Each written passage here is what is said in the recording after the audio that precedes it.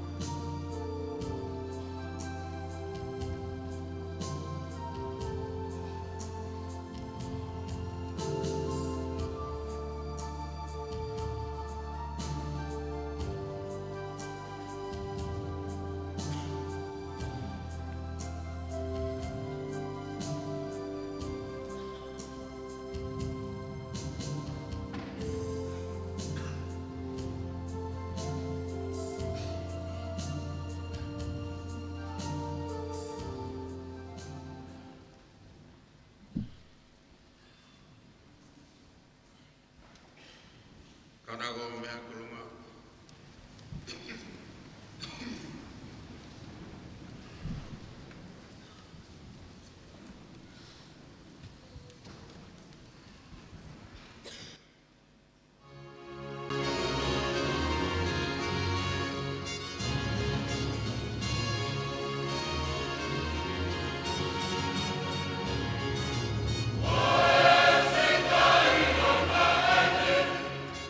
Tanaki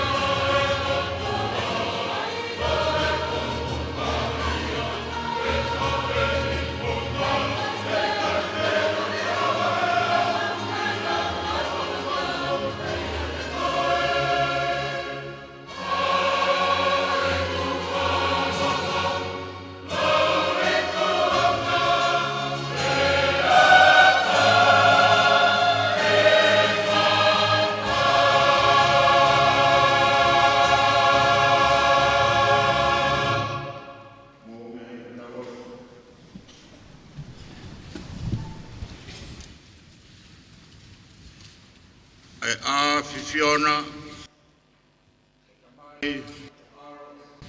Murau mare mauni oni ko tokotolu ko tape ko ya mama senduria ne ua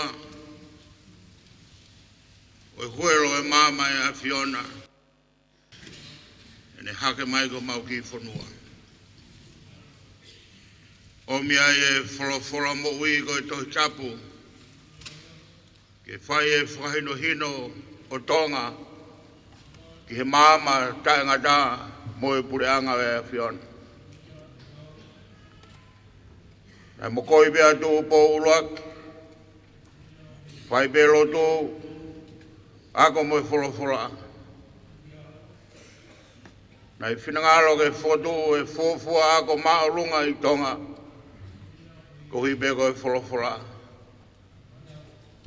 Ke whahino hino e mo oni, o e tohi tapu, pea whakaivia e whanuani, au whaikia.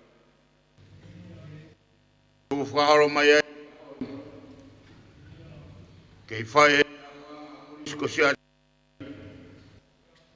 Ai turi ke ilo, ko e haa ai a Fiona, ko e haa e wholofola e a Fiona e tohi tapu, ko e haa e whekau.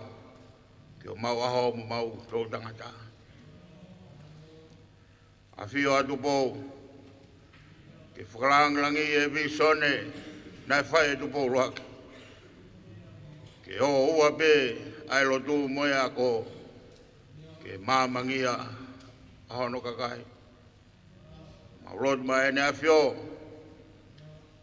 tumuakia e lotu ko tumuakia o i whanua. Tāpuak mai milangi, hokono whinangalo, koe mea whakamo ui ke lotu, bea moe wholofola mo ui. Hapai mai he pure ako ka mai KOLISI KO SIA'ATOUTAI. Ai ola e whai whatungia, whai he poate ako ka mai ngau e kau whai ako. Koe ngahi fua aini. Hapai mai koe conference kakato, ko fio hena tu po ke fai no la whalanglangi. Mo fai o nau whekau. Ke nau hoko atu. Ai missionary o e mama e a Fiona. Ke mamangi ai ho mau whanua. Fua ako na e whai beho alo ko Jesus Christ. Ko e ako e ki mau dolu ke mau lotu. Ke whatungi ako e ni o e honi. Mau kore atu, e ngahe mea kotope i hua whao si sukraisi. Aina ne a koe ki mau tolu ke lotu. Pea ke mau rea kotope ope he. Koe mau tamai o ki he wani. Ke tāpua ho huaku. E au mai ho kure. Wha nangalo. Hange koe i langi. E pe hoki mamani. Huaku mai haone mau me kai ke nai. Wha mai more mau ngahe ang hara. Ai ka mau wha mai more nau tolu wha pe mo mai. Ona whau mato ka iahi, ka whau mato me whiri.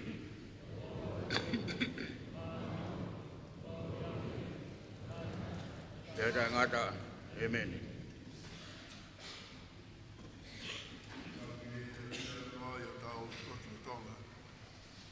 Mai alo mala mari ma oni ka tau tap ka ka tape.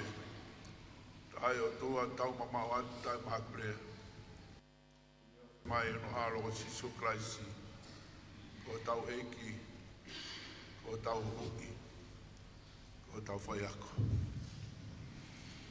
Tau e potop tapuni. Tau atu ki hea Fiona.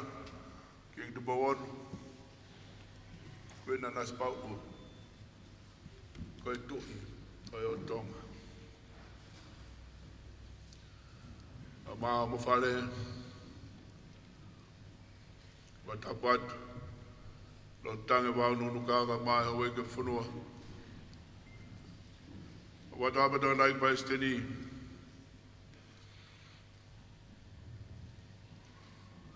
sketa la he conference ka ma conference ka kato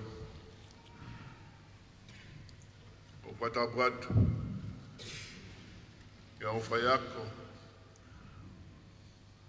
tuku a KOLISI ko sia'atoutai lawa mai me conference a Britannia, Reverend Dr. Richard Clutterbuck, ama Konhoa, a Behege Fayako, Reverend Dr. Sandy Yule, Bamufei, lawa mai me Uniting Church of Australia Conference. O katapat, ingai matua, katapat ke sea puate ako, KOLISI ko sia'atoutai, sea komit sia'atoutai, ama ngai matua pe makainga. O gogo e whatongia ke whae whamatala whatau, e KOLISI ko sia'atoutai, tau whakonwhenisi o wanoa wanima, ke wanoa wano. O keresi ia be, pe kraisi ia, o e taulanga ki taniti, i he lotu, i mai moa langa whanua, ai a whiona ki tu mawono, o kuina nasi paupo, i he siasi, o e pureanga, ai malo he whanua. O lau maari e be KOLISI ko sia'atoutai, ke i tū be sia ne whalau, matasia e tautai, o taulanga ki e tāniti, ke klesi ia, mo kalaisi ia. Whawhetai ki o toa, e whuaki mai, e kawenga e taoni, ke kōspei na heke e sione wa he whāwe smo fulma whā. Ai au pehe, e o toa ka lau maari e, u nau tolo ku ke te ia, o pau ke whai lau maari e whai mooni. E whotoa ai e kawenga koia, e KOLISI ke whamaunga ki ai e whanonga e tau koe ni. Ke whai i lau maari e whai mooni, ai lotu, ai ako, ai ngawe, ai moui.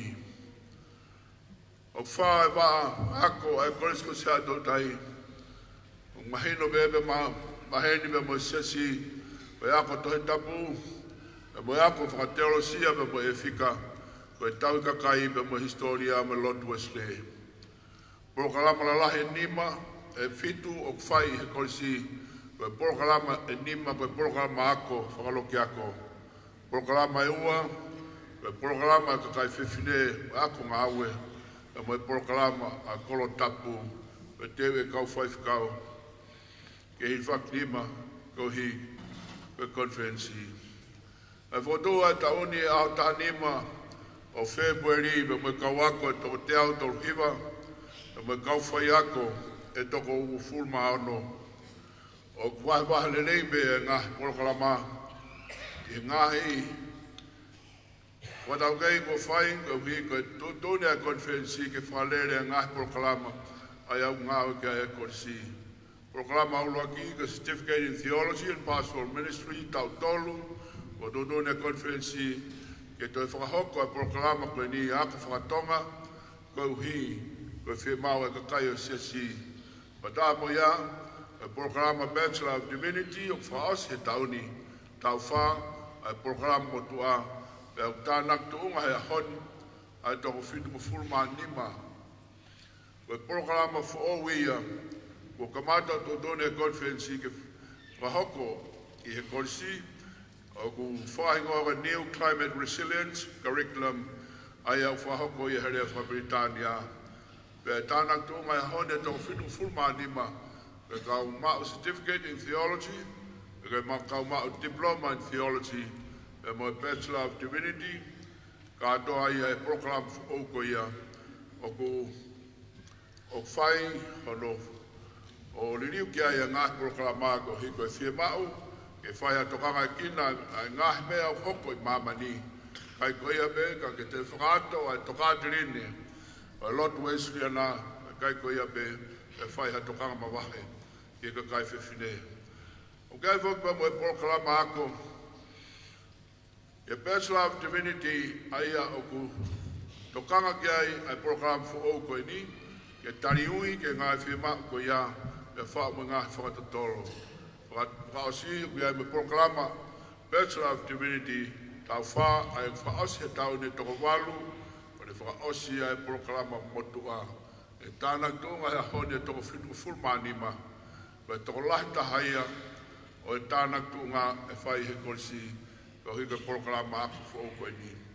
Ano whakatoa e ako, ule leipe, kau whai ako, tō o fulma ono e kau whai ako, pea koe kau ngāwe tōko ni, o kia tōko ni mako fulu, whakatoa e kau ngāwe he kolisi, tōko whitu fulma ono, whanau ako, tōko te au tōko fulma hiwa. Whai ako, o kia leipe e kau whai ako, o kia e me ngahi aku wharakalaka o whai, o ku mau kei te tāri ke whakakato ai programa ako tō e tā halamal maasi me he me fisi, me he Pacific Theological College, ai ko ia pe o te teo ai kolisi ke tuku atu haka wako, ke wā historia me me lotu esle he tauni, me ai me tūna sea, me ngahi tau ko hiri, na teo me se atoutai, ag nau tōna na whaia historia se si, o historia e whanua hangeko i ana whaia palofensasione la tu kefu.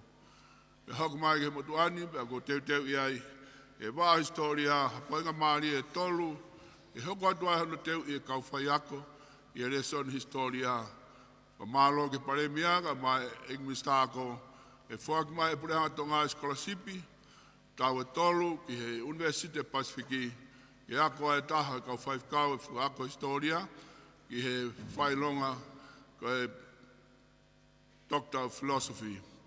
Kai koe a beo, ki he whai whakau e taha wako i University of Otago, ki he whai longa Doctor of Philosophy, i he whamaunga ki he teolosia whakawesuriana. Kai koe a beo, ki he moe whai aka taha wako i Amerika, i he teolosia whakawesuriana.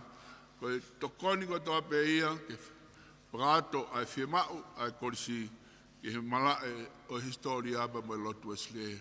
Ono whakatoa, koe ngāhau e katoa pe ai kolisi, koe tariui ki he conference kakato, o whonga te whamalo ai kolisi ko siatoutai.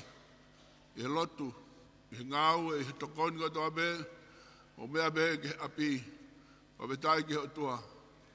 Koe lotu o maanuai, ai ngāhau katoa pe whai, i he ako, mo lotu, mo ngāhau e. Ono whakatoa ai kolisi, seara maa tātai pai stand, mo sesi, mo oflahi atu, e whetona, o whamalo atu, e whainga maari e, e maulawe ai kolisi ko siatoutai, e whainga maari e katoa pe, me he pureanga, me he siasi, me he conference, ka maa kakai e whanua i tongani momurina, o wetai lahi ki o tua, malo e ofa, e malo e lotu, e malo e tokoni, leo rewa whakaha kau te tawatu.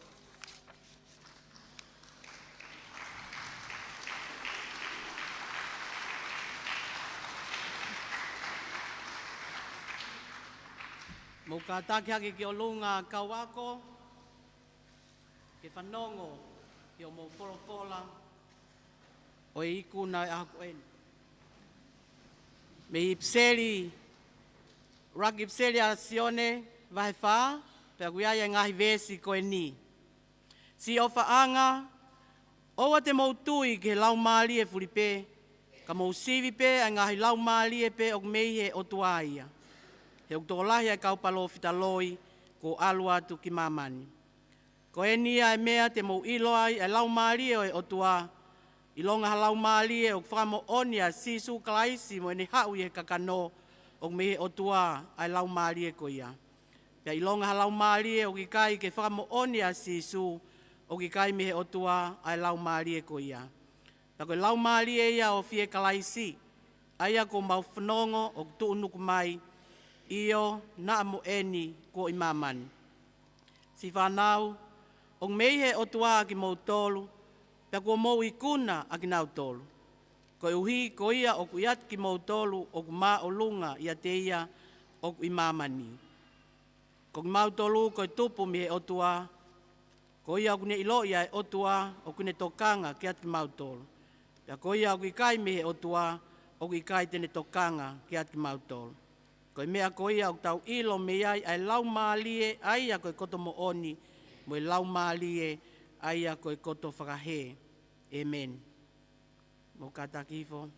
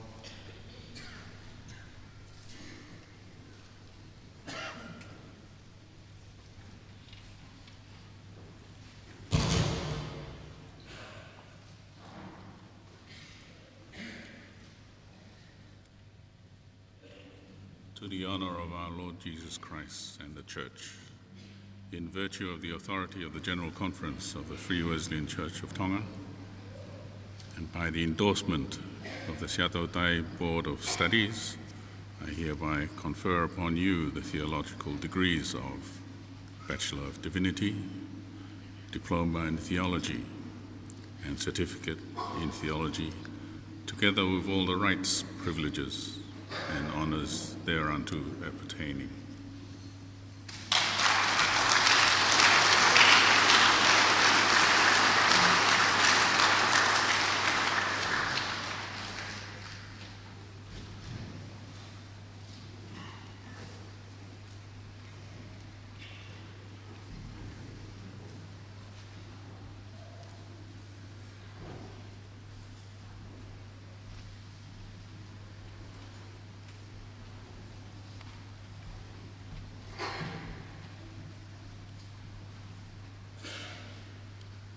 Patuluhat, kami patuhan, uyat, ay nga, mo, nautol, nauma, nga, sakay lang ang faak. Iya tao mo, bime nga, ito kalama. Uyat, bimo nga, ito, lawa may, mawang, nga, ito, sa mo niya ko. Bime niya, fiyo. Proklama waki ko proklama certificate in theology.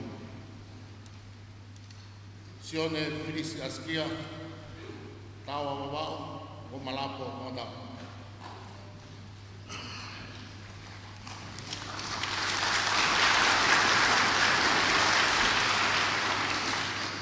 Sione turi atu o huafi kutungake mo falare wawao.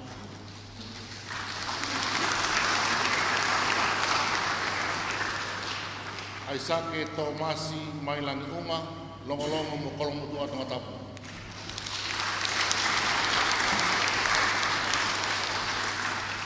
Miriami Andimoni Fineanga Nofo, Tofoa Hapai, KOLISI Ko Tangatapu.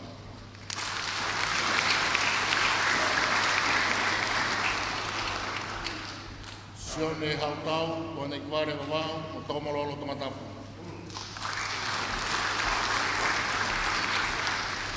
Samuela utoi kamanu Holandi ni longolongo mo halalo tangatapu.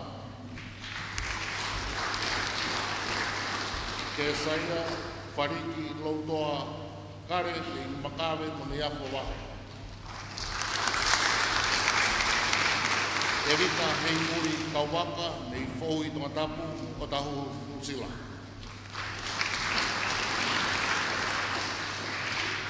Pafi latu kami pangai motu mo pea tangatapu.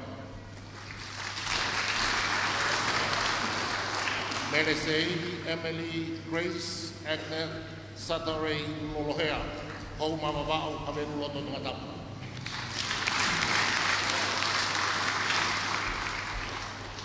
Lui kalolo tau fumanu kutungaki mat makababao. Samson Lasila Pangaloto, tataka mo ito nga tumatap.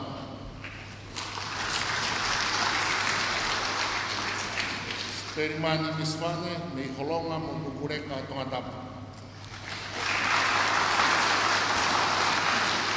Sode mo nuyata, may flaha tumatap, kapuakimay.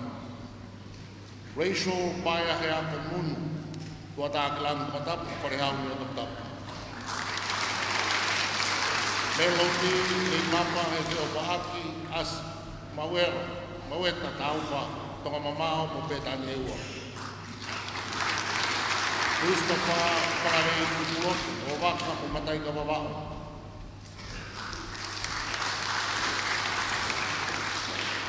Isione Tuyat ni Tefis babao mo Sydney, Australia.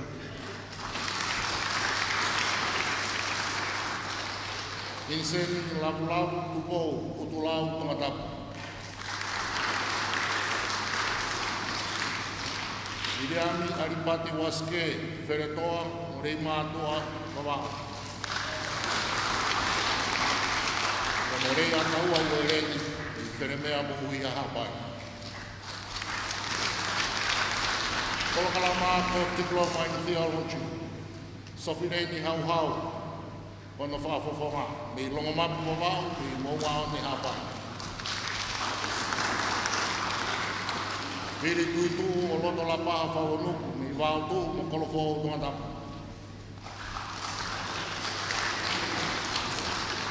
Sione lau pai ni whinau, i rei mātua mo matai ka wawao.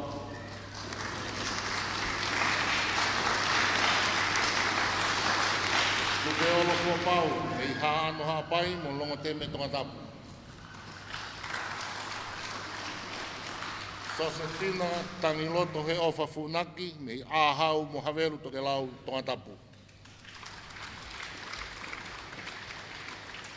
Christopher Owen halai whanua me i pei o manu ngataongo mo mauwhanga tunga tapu.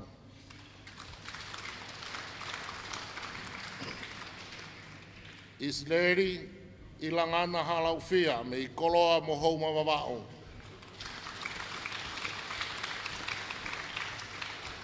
Sione hefa i tuane ki ware wawao mo matarik fis tunga tapu. Isleri hei tonga, tānea mo hore wa wawao.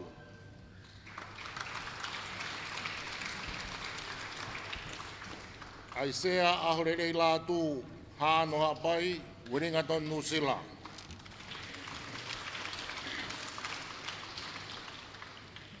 Folau lolohea, haakio mo matamaka wawao.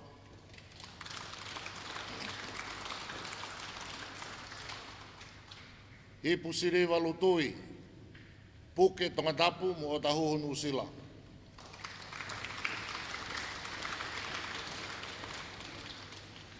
Vireami matalave, mo ngā aone hapai mo whatai tonga tapu.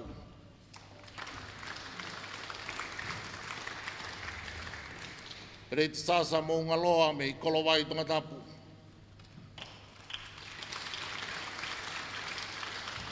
Vireami soireti nus, tataka motonga mo la paha tonga tapu. Seo sifa fina usulunga, wharewai wawau mo fua mo tonga tapu. Sione talakai, holonga wawau mo puke tonga tapu. Ewa i po mana he lotu tāuwha, vei tongo mo hasini tonga tapu.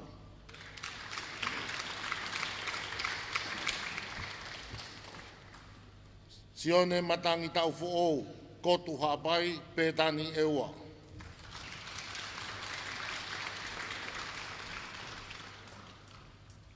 Lo peti taunga, no muka hapai mo houma tonga tapu.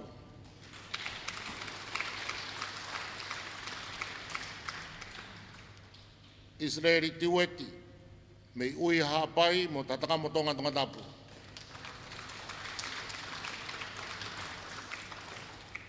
Vireami o tolo se tonga, me haano hapai mo te kiu tonga tapu.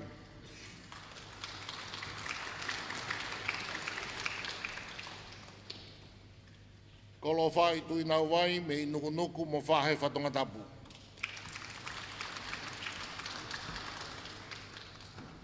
Matangi tui pulotu me i rei mātua wawau mo hasini tonga tapu.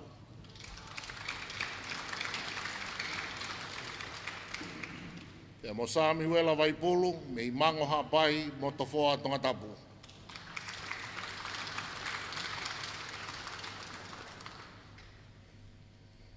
Polokala maako Bachelor of Divinity tau tolu. E whaake certificate ne awhio, whakapulupulu, e paisteni o sesi, e mo e sea e konfenis kakato. Ko ngā hingo aini. Hāloti whangupo ulufonua, lo whanga hapai, mau whanga tonga tapu.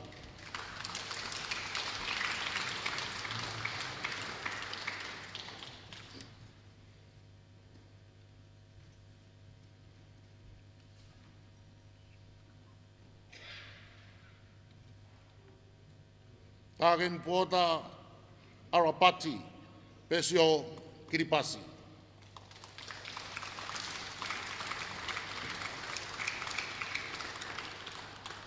Mare tino whakaos, la paha mo halarewa tonga tapu.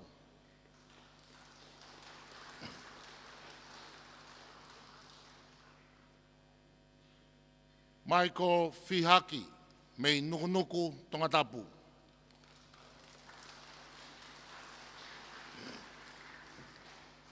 Isleri vaitaki whinau, tufu wai ewa mo longa te me tonga tapu.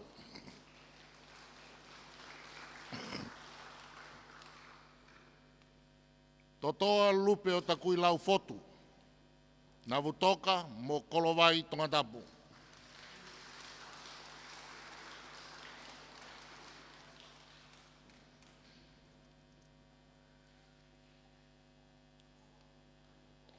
Vika tupau ofa, ki si where ai toa funaki, mei haano hapai kolomotua tonga tapu.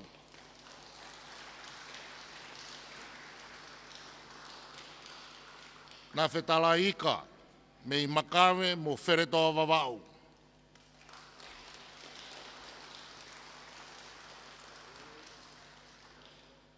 E risiva whono wha whare ki hahake mafi, mei uturei wawau, pia mo Colton, USA.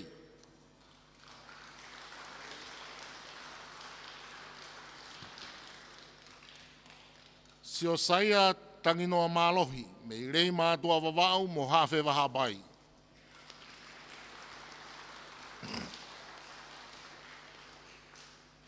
James Lorima paia i Waturanga Mausia, mei nukunuku mo haateho tonga tapu.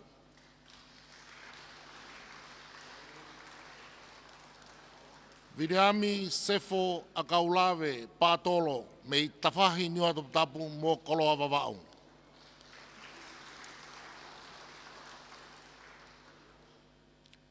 Ratene tenamo mei nukunau kiripasi.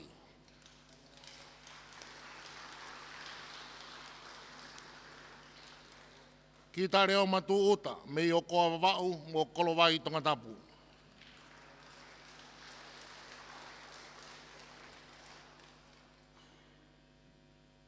Sione tarimo ui tukutau, mei fōa hapai, te mo Los Angeles, USA.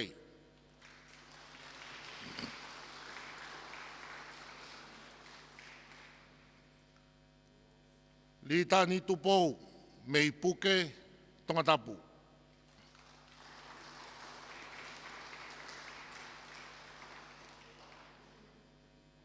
Moi whai whakau ko unalota vai rea, mei olo ua wawau mo kolomotua tonga tapu.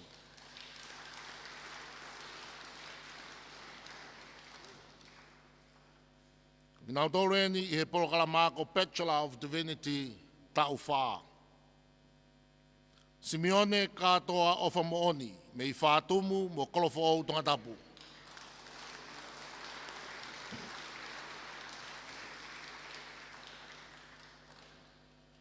Hiki sā whakawhetai Free Wesleyan Church Makawe Uhila. Makawe Wawau, Port Moresby, Papua New Guinea. Whaiwhekau Frederick Lawson Finau, mei rei mātua wawau mo nomu kahapai.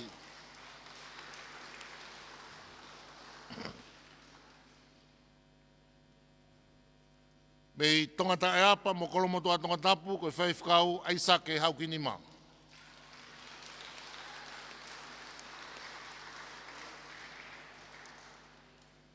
Mei whangare au ngā hapai mo mataika tongata tapu o Emily Catherine Kaola Muimui he lotu sikulu.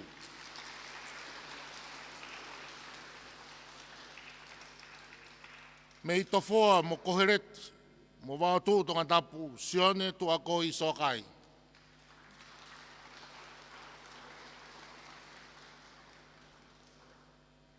Mei ui hapai mo wātu tonga tapu paia i Carton of Devotion tui kolonga hau.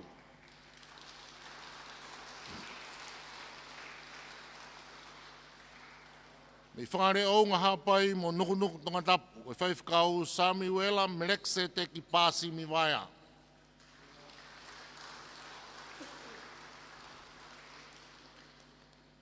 whakaosi o Chelemi Tipiloma Setivuna, Holopeka Hapai, Hauma Tongatapu.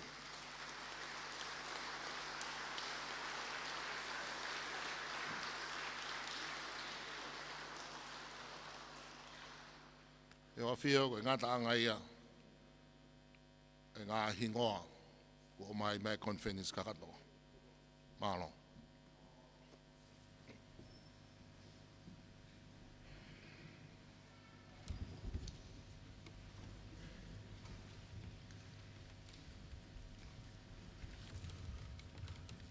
Ya vio koe pangamare ko ni au sia. Na tu koe komiti senturiwa ngā to historia ke fa. Na e whakakoroa ake pure ako siatoutai ke whao e ngai to historia ko ni. Koe u whawhunga e bea e senturiwa luvate i ngā koe ko whai e pure ako. Koe uraki koe ngā wholofora me taloni, ke ngā wholofora me po uraki o whai mai peke rolo tongani. Tohi ono wā koe siasi mo e pure ngā, kai maro sa whunua, tohi a ongo orive. Tohi ono tolu koe tupu ai siasi mo e whakarakaraka, talwe me kamata ngā, o au mai, mo e mafora e rotu aroki o muri. Tohi ono wha, historia Walter Lorry, me i he tahavaru o wā, o ne whai whatokia nai whai. Koe whakaosi pe koe loko e kolisi, koe mea opa pe ke whakamanatua ke senturi ono wā. Koe si waifi eno Susana, mo Aris, mo Miliona, e nau hapai atua e ngā wen, e momo e ki a Fiona.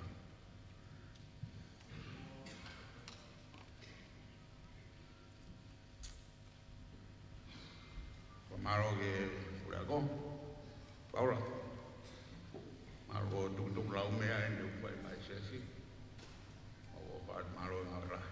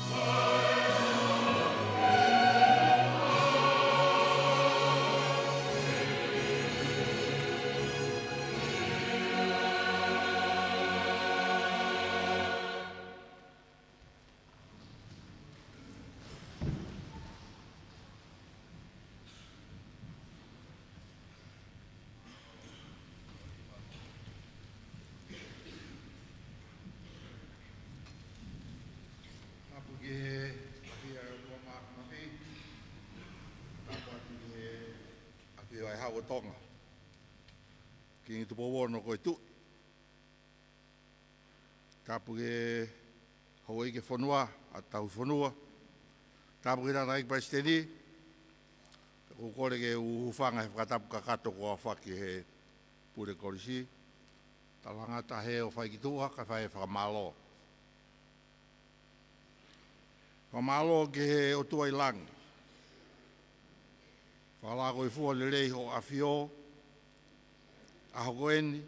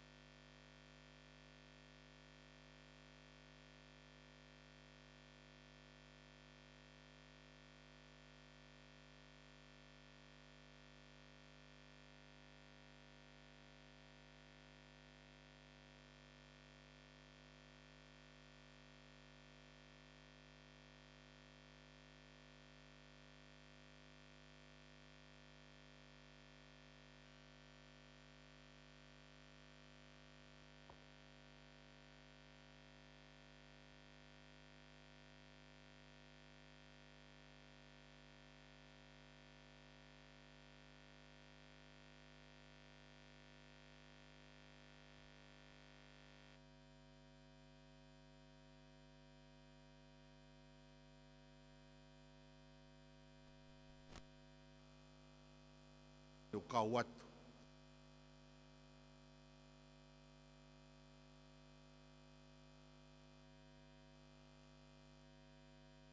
E whakawhita, e whakamalo. E tō wholofola malanga, o lotu whakawhita i o senturi ua e lotu. Mata i koloa ia. Kātoanga o ku lolotonga whai e siasi pia moe whonua. Whakafonga ato e whakamalolo to hounga mōne. Me kolisi ko sia'atoutai. Pure ako me kau ngau e me whanau waka. Konferenisi o rongo furu maua ki o awhio. Loa mau tautou ta i maari ai. Wharawange kei monui ai pe o whare. Mo e tataki o kei tu uloa he pure haa moe ofo ki tonga. O monui ai siasi moe whonua. Aku whiawhia mauloto. O giai ai tui o ki whonua koeni. O ofa mo tui whalala ki o tua moui. O whakawheta ia mauloto e maukoloa. Tau tangata ki he tau tangata. Ka uen ki he senturi ua oe lotu. Me mau kei whanonga i he monu ia. Koe tui o tua a hamo heofu. I hawa te ki whamalo koen ki he pure ako me kau whai ako. E behe ke kau whanau ako kui kuna e honi. Vea e whakauha o whai, le rewa e a tawatau atu. Malo.